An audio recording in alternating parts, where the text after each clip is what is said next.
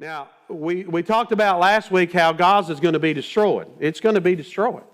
I don't know if it's going to be this round, but it's feeling like the whole world is starting to rock and reel over this. You can look in our country of how many deceived people there are, even in this country. And so here, I'm going to make this as emphatic as I can. We have come to the point to where you got to make a choice. You're either going to stand with Israel or not. And I'm going to say this as bold as I can. If you're not standing with Israel, you're against God.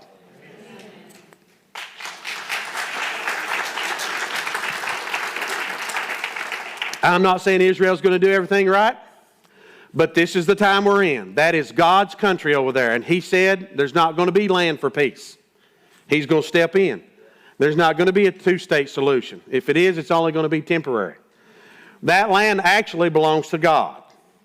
And He gave it to them as stewards. This is playing out exactly the way He said it was. And as I showed you in the scripture last week, Damascus is going to wind up being gone. Ammon's going to be gone. Gaza's going to be gone. Egypt's going to be brought to her knees, and so forth and so on. All that's coming. And then all those major players that are funding all this stuff, like Russia and Iran and China with the 100 million man army, all those guys, when they see what God does with everybody else and starts destroying those places, they're going to be reluctant to come in at that point. Oh, they're big talkers right now.